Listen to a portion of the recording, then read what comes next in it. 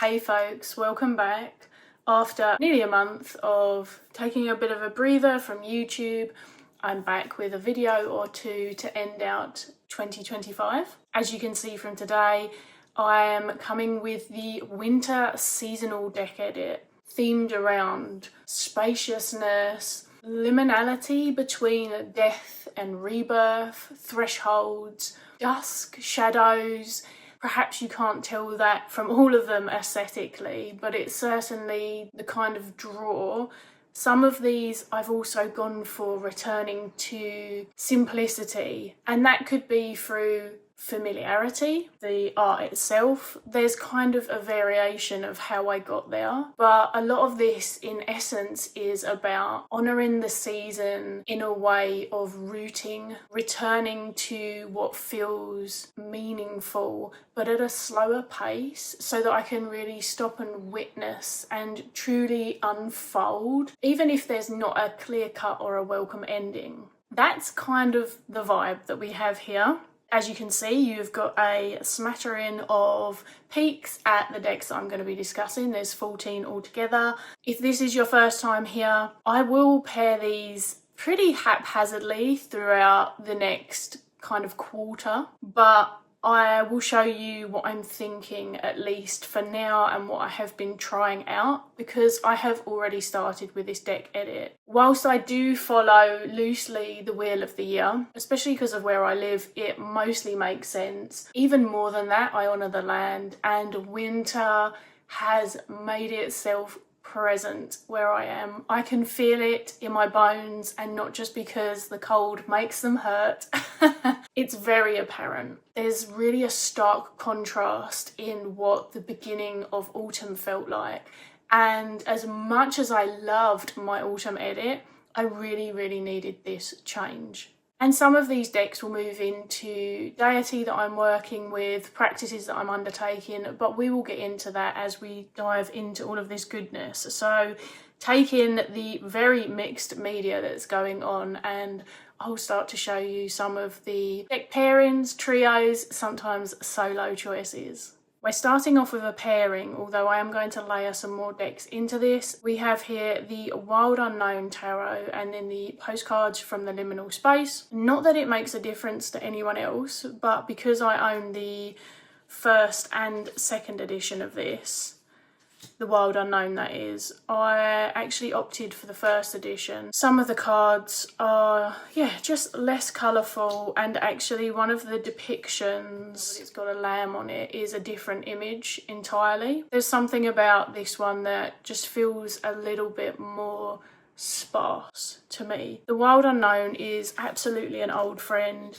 It's one of the tarot decks that I returned to tarot, ironically, to learn the Rider-Waite-Smith. Discussion for another time if you're new here. Postcards from the Liminal space are one that don't get used enough in my practice, and really I feel like they're very easy readers. There's a lot of spaciousness here. There's a lot of call into interpretation without too much fuss, too much scene. I realise that something that I really need from winter is to slow it down, pare back, just pull in some of that energy, and I really wanted at least a selection of these decks to embody that energy entirely.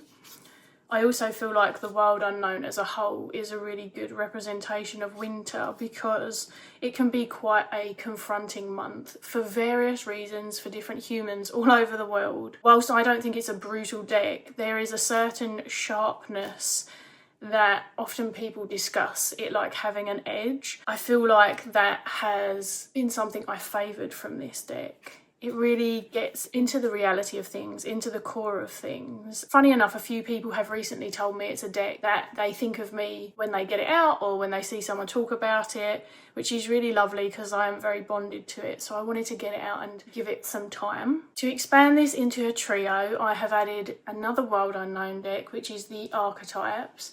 It's a deck that I have been besotted with since the day that I got it, very in keeping with how I connected with the Wild Unknown Tarot, at least artistically. The difference being that with the Archetypes, I innately understood them straight away, whereas the tarot and the way that I approached that learning experience was interesting. And what you can see here is it's bringing a lot more colour, but also I like the way that it brings the artwork in these two together and then adds a little something. There is line work throughout. Here's a better example, and it kind of brings in that more familiar style that Kim Cran started off with. Very complementary to this because of course this is solely line work.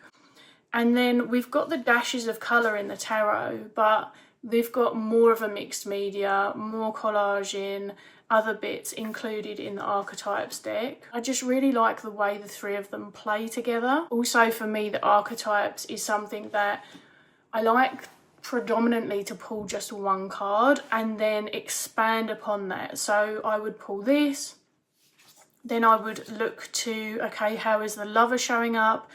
Strength and Temperance, some powerful archetypes there, and then add a further nuance. We have Snake Medicine, which feels so fitting for this season because it's very focused on transformation and transition, also the shedding of what was old to move into what was new, so a lot of themes that I touched upon.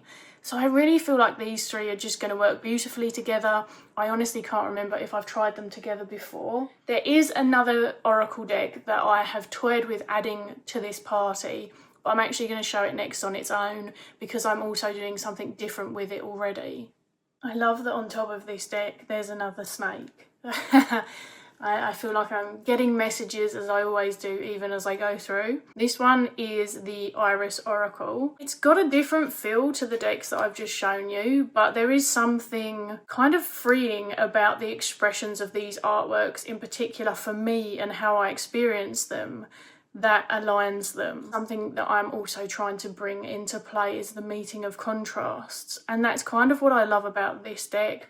People have often said that the artwork reminds them more of like childlike qualities. Honestly, I love that about it. I imagine that it was really healing to come at a deck in this way, and the way that I can see all the pencil lines and stuff, it feels really rich, it feels really emotive. And the reason that I wasn't sure whether this oracle would go with those and make a 4. You can see from some of the themes here, especially the Heart Eater, even though it's not an archetype deck in the more traditional or obvious way, they still feel like significant archetypes at points, sometimes more microcosmic, but sometimes far larger. And in this instance, if the Heart Eater was to come up, I might want then the Wild Unknown and the Liminal space to explore this, whereas Spirits to Guide You, I feel like I could use them all together, but sometimes it's just too many voices. And as someone who predominantly read with one deck growing up, at least one deck at a time, now having all this selection and bringing more than one deck into play for a singular reading, that's really an evolution for me in the last decade. I just try to be mindful of that as well, and as I say, I wanted to make sure that I didn't kind of get overzealous. What I'm doing with this actually was inspired by my lovely friend Lennox. I've got a diary. I have been pulling a card from this, and then I get the smallest box to write the most minimal statement. As someone who writes all the time, who does a lot of written work, a lot of speaking work, and is wildly verbose, it's a really good challenge, but also will make it accessible. So the Iris Oracle is the one that I have started with and will be working with throughout December. The next duo to trio are again in keeping with the kind of vibe that I have already touched upon the most, but appeasing the gamer within, because the Citadel Oracle will always do that. A wonderful meeting of various games that I've played over the years, and because I still love to game but can't do it as much as I would like, it's a lovely way to touch in with some of those, I guess, roles and archetypes, because they do still feel like you're sort of stepping into a persona, as it were, especially if you've played something like D&D where you really get into character. And next to it I've got the Marigold Tarot, And then over here, I have a new to me deck. By the way, look at the backs because they do match lovely with the Marigold. This is the Common Oracle by the lovely Lennox herself. And it is, I think, an 84-word oracle, which has a lot of the themes that not only I'm embracing within this season, but that are very common within my practice. The objects that are included are items that I include a lot in my space, that I work with in my altar, that I have as talismans or in my spellcraft. It just bridges a really beautiful gap. It has the elements in there, and it's a deck that has some really challenging invitations in it, as well as neutral and then more enjoyable, uplifting ones. So there are a lot of ways that I'm going to use this, and a lot of ways that I will include it into my work, but I'm going to show you with these. We've got the really thin line work, and even though we've got bronze against gold and very, very different themings, they speak to each other really well, in my mind at least. It makes a lot of sense to me. I think that they balance each other out well as energies, especially because there is a somewhat spacious quality to this deck as well. It can look busy, but when you get into the Marigold's symbolic expression and the scenic message, it gets to the point beautifully. On the Citadel, we not only have the role, the title, but we have a couple of keywords. And then one of the things that I plan to do, simply use this to add a layer to the tarot. Challenge would infuse the concept of how the Lovers is showing up,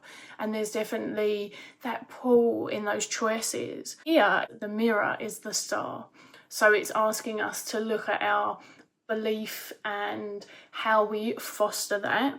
And then I can still take the Captain as something that I might be stepping into, taking command, teamwork. And whilst that would be challenging in the Lovers and that meeting of decisions, those energies, even those people, there is a good chance that done in a certain way, that there will be an agreeable outcome, a connective outcome from that. And you see, it just adds a fun little nuance to each of them. I love a little word deck. If you've been here for any time at all, I actually have the Here and Now, which is out of print, and this is all RE words. And I have used that for various different practices, including one throughout the latter part of the year. I have found it to be a really lovely daily or weekly practice. So this may even take that space. All in all, I feel like these three are going to work really well together. And I feel like the two artists that worked on these decks have a really great way of being expressive. Even though these are skeletons, there's something really expressive about the composition, the contrast between the white and the gold. Everything feels really intentional. There's a lot of hands in both. There's something that just brings them together. And as I say, then with the Common Oracle, this is just going to be a really lovely tool for basically doing many things with spread creation, tarot direction. I mean, you could even use it to make sort of what feels like found poetry. I think I'm going to go wild with that in the new year, but in terms of keeping it simple for now, that's what I plan to do with these three. Here's a deck that's possibly going to surprise no one, which is the Somnia Tarot. If you didn't see my Somnia Tarot extravaganza, then check it out, because not only do I go into the first edition, but also the newest edition, which I have, and the Oracle, which has been hard to put away, I'm going to confess, but they have for the time being. I have used them lots. I decided on this one because it feels more like winter to me. And if you fancy having a listen to that video or a watch, then you can hear more about the why. But I really wanted the borders in this instance. And as I say, I've been mostly working with the new edition, which is borderless. There are a few reasons that I also opted for this one. I know what one of my presents is from my partner. It is the Death Doula Oracle, which I have been chomping at the bit for a while now. I did have some mixed feelings about several of the cards, but overall, love it, love the art style. Deathwork is a significant part of my practice. It's an ever-growing part as well. My Patreons are going to hear a lot more about that actually in December. It's one that I also thought would complement the Somnia Tarot in work that I do with the deity Hel from the Norse pantheon and in devotion to her, and the work that I tend to dive into more throughout the winter season with her in particular. The ebb and flow of the way that I work with them, sometimes one becomes more dominant or more in focus than the other, dependent on where I'm at, what's going on. And I still continue to acknowledge the other, leave offerings for them, just things that are, you know, that go on behind the scenes that are predominantly private. But anyway, the Somnia Tarot looks like one that's going to work really well with the death doula. It already speaks to the liminal realm for me because of its obvious link to dream work and also nightmares, night terrors, just all of the things that can come up from that. So I feel like for threshold work in particular, which happens in an obvious way for all of us, but then is something that I'm embracing in my practice. I really feel like 2026 is going to be a reassessment for me in terms of what I do here, what I do really everywhere, how I show up, when, how much. And because whilst this is both a hobby and a job, what that might look like for me by the end of 2026. Just considering my path ahead and also how Deathwork has kind of called me, it feels like, into its realm in a far bigger way, and not wanting to ignore that really.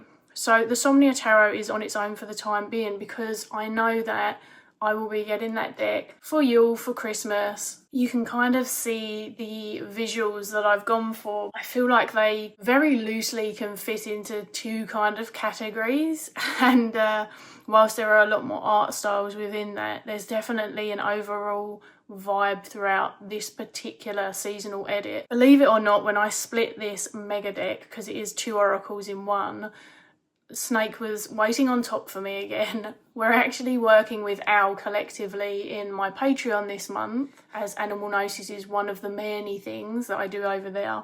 But clearly Snake has an individual message for me today as I record this, so perhaps I will have to riff on that later in my little journal instead. Anyway, this is a mixture of the Hedge Witch Botanical Oracle and the Winterseer Animal Oracle, and I keep them together. So sometimes I get an animal, sometimes I get a plant. It depends if I'm just pulling the one or several.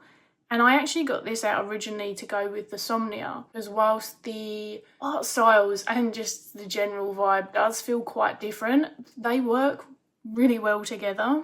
However, I then got out Old Faithful, which has been a popular client deck, and this is the Wildwood Tarot, which I am really starting to think I might want a backup of it. It's kind of up there for me with the Wild Unknown Tarot. It's very familiar. It feels very local because of where it's set, where the creators are from. And so there's something about that in and of itself. Then there's the fact that whilst it does express various seasons, there is something wintry about this in particular. And it's such a different deck in terms of its unique expression, which kind of seems like a hybrid, sometimes very Rider-Waite-Smith, sometimes it feels more numerologically founded, certainly sometimes it just feels like it does its own thing entirely. While I'm switching them around, I might as well show you. You can see the backs there. I bought the editions that were available at the same time, so they're both on the same cardstock, which yay for me, because the Welland do like to change it up somewhat. So what I remembered about the Wildwood Tarot, really, it's so connective for my clients because it's so connective for me.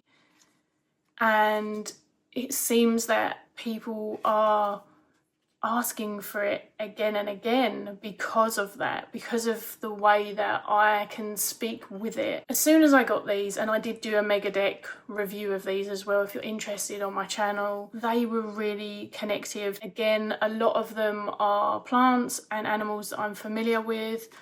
I like that we've got a very clear to the point keyword, but a lot of buildable information and folklore in the books if wanting to engage. It doesn't all have to be done off of our own backs with separate materials. They are pretty solid guidebooks. And of course, why wouldn't they pair well together? Animals and plants in a wildwood. It makes sense. And what I love about these two is that it brings a little bit of the promise of spring into it for me, just visually as well as energetically. They feel very thresholdy. I know I'm using the same words, but I'm doing it purposefully because it really is just that embodiment and infusion of my theme.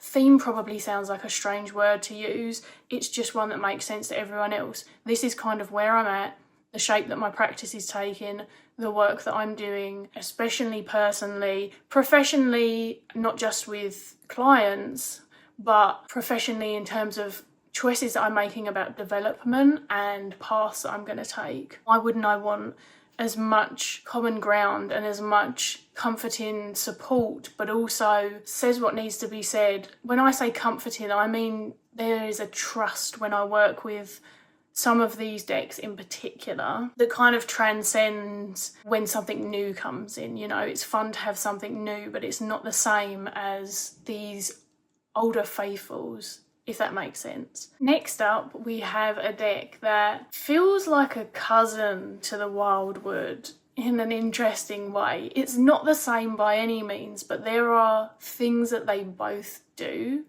that feel like it gives them kind of like a family connection. This is my beautiful French tarot. I'm going to butcher the French, so I'll just pop it up here for you quickly and you can check the description if you want to look it up. We also have 2 extra cards in this, and as above and so below. And then in the middle is the Roots and Wings Oracle. It has a very earthly and rooted expression for the most part, and definitely that's the vibe that I get from the tarot as well. I also think that these decks will work really well with a lot of my others. Hopefully you can kind of get my meaning from it. There is a lot of nudity in this one, so if you don't like that, heads up. This one has kind of a dusk and dawn quality. There are other moments, but it feels like they are the dominant realms that we see. Within those, these what seem like sprites and witchy beings, and then kind of like a main character as well. They exist in this magical realm where magic is perhaps a little bit more obvious or even a little bit more fantastical, but otherwise feels kind of familiar. I don't know if I've explained that well at all. Hello, snake. For healer. I chose this because I think that this is one that brings obviously a little bit of colour, but a little bit of, again, that spring promise to me, which not all of them do. And whilst I don't just use my decks in a seasonal capacity, because my practice is centred around the land that I live on and how I work with the seasons, it makes sense that that's going to show up in my work. And as we traverse into the first quarter of 2026, I feel like this one will see me in some of those transitions. And I also feel like it's a nice, gentle, realistic expression just when we're reevaluating and reflecting, because I'm not one to get into resolutions and stuff in the new year. So yeah, this is one that's really simple, really accessible, really easy to use. I have used it with so many decks. It's not one that I would use on its own, I'll be honest. It doesn't feel like it gives me enough meat, for want of a better word, but it is a beautiful guiding hand, a gentle muse, a kind of inspiration for other decks that kind of get into the midst of what's going on. It's not that it's not directive, it isn't enough on its own for me, but I really love these two together. And it will be interesting to see if my French is still gonna let me remember what everything is, given that I have been trying to learn Spanish. Last but not least, possibly No surprise to anyone, at least. The tarot is the Dark Days Tarot for obvious reasons as well as non-obvious ones, and then paired with a Reclaim Oracle because I just continuously pair these two together. Sometimes what's tried and tested works for a reason, and I think that's something that I have lent into. Now, I do confess I have probably 3 or 4 decks that I am getting to know behind the scenes for review purposes. Whilst I was really excited to get those decks in and give them a try and see how practices flourish from them and the connectivity, most of them aren't particularly timely in terms of these greater themes and things that I'm focusing on. So that's kind of a side thing, and it is a part of my work. So whilst I will be using them in as many ways as I can, it's not the same as coming to the intimacy of my private practice and the many expressions of that, because I don't just read in more traditional divinatory ways or psychological ways. There are also other things that I do with my decks, like I said, in terms of deity, spirit work, in terms of creativity. There's a lot that goes in there, and these are the ones that feel like they are going to meet me where I'm at fully. I really love the change up in the Dark Days Tarot. The white cards are the majors and the rest of them are all black background. A really interesting mix, these two, because there's kind of this fantasy, otherworldly quality about both of them.